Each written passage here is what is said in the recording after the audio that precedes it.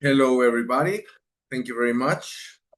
This is your teacher, Julian Marin, and we're going to start reviewing Martes de Prueba, number 5 for the year 2026 and the grade 9.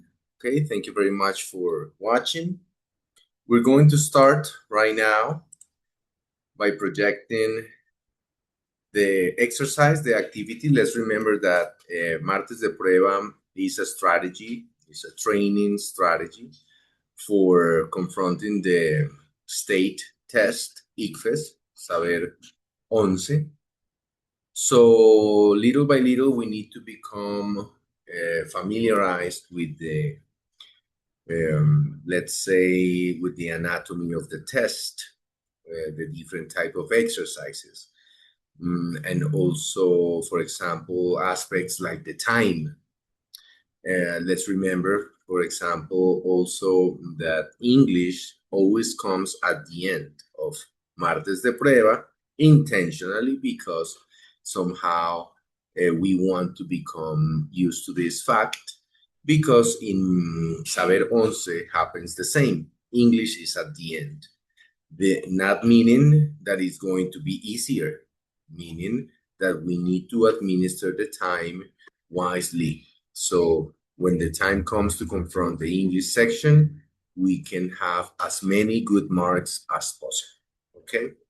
So as you will find different kind of exercises in this Martes de Prueba review and feedback, we're going to analyze first the type of exercise that we're going to solve. So then we can adjust to the exercise and apply our own strategies for increasing the possibilities that we have. So first of all, right here, what we have is what we call a fill in the gap exercise. We have a text, and then we have some empty spaces or gaps that we need to fill with the options that are given. In this case, they're giving us 3 options per question, and we have to go like sentence by sentence, paragraph by paragraph, which is the suggestion I give. Meaning we don't need, and we don't really have time to read the whole text and then go back to answering the questions. This will be a bad strategy. What I do is that I start reading, getting contextualized with the topic, with the ideas that are being presented, and then I start answering the questions. So I'm going to leave it here so we can have the possibility to see not only the whole text, let's say, well, not the whole text, but at least up to question 24, so we can focus right here on the screen to answering these 3 questions. And then, of course, we're going to scroll down, I'm sorry, to answer the remaining 25, okay? So let's start with the reading. The term entry level can be a double-edged sword. On the one hand, it alerts buyers to the fact that this is the cheapest model in the range. So when we're talking about model and cheapest, now we know it's a commercial thing, and we're talking about a product. We continue contextualizing. But in the flip side, suggesting contrast, right? It signifies a product that, okay, talking about the product, we find question 21. Should, may not, or must not. These are the options. What I suggest here is should, okay? Should, because of the contrast.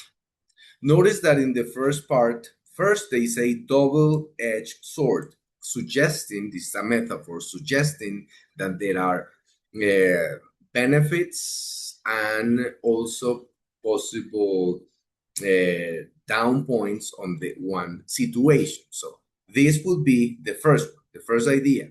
On one hand, suggesting this is one side of this, let's say, then they use, they say flip side.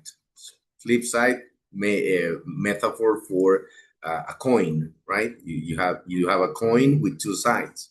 So the first side alerts buyers that the fact is the cheapest model. Okay, this is a good thing, right? Because you're going to save money, but it's not a good thing on the product itself. But then it says, on the flip side, so it should be something positive for the product. Let me show you. It signifies a product that should be fully equipped, which is positive. That is why I will suggest A. Still, it is a term the car industry, now we know what specific kind of, let's say, product we're talking. We're talking about cars. Still, it is a term that car industry has been using for some time, along with many other industries, and will probably go on using it until it finds a better alternative. Now let's continue, and then we will find on the first line, question 22. When I was invited, and then we have to test, and tests. Over here we have the same verb, only that we need to choose the best form in which it's presented. When I was invited, I will suggest A, infinitive. When I was, already past, right? This is present in third person, and then I say I, so we cancel this possibility, and test is missing the infinitive. So this is an easy one. So when I was invited to test the BMW's new entry-level 318i, I made sure I did not fall into the same trap by expecting a basic model that may be lacking somehow in terms of comfort, technology, and performance. The 318i is indeed entry-level, but for a German luxury car brand, which puts it in better perspective. There is always a minimum standard that, okay, now we find 23, should, have to, or must. Okay, in this case, I will suggest must. Okay, there is always a minimum standard that must be met to be true to the BMW badge. Okay, so there's no alternative, must. Minimum standard. And this is a secondary idea supporting the first that is presented previously to this that here, this one we're talking about. That must be met. Okay, perfect. Regardless of whether it is entry level, and then we find 24, I suggest, or, because we are also, again, whether is an entry level or top of the range. Again, whether we are anticipating two options that are opposite. Entry level, right? The first option, or top of the range, the highest, okay? So over there we have answers 21, 22, 23, and 24. So we're going to erase these drawings so we can scroll down a little bit in order to see the final paragraph and also 25, question 25, and the options. So let's start.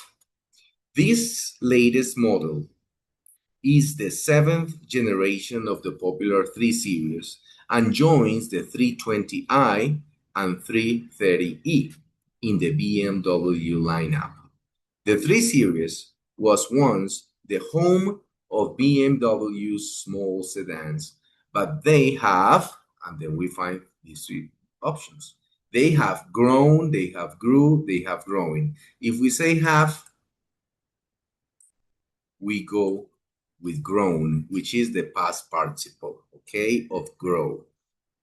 Grew is the simple past of grow, and growing is the progressive or continuous. But they have grown in both sides and stature over the years. Small is probably not the description that comes to mind when you first lay eyes on the 318i. It is large and long, but still remains a slickness, about it. Okay? So there you have it. Now we can, let's say, answer for 25 is A. But I would like to erase the drawings and go back and, let's say, focus on the answers and marking again so we don't forget. For the first answer was A. Should, the second one to test, A again. Must for 23. Or, yeah, that's C. And grown A. Yes, very good. There you have the answers, so you can compare with your booklets, okay?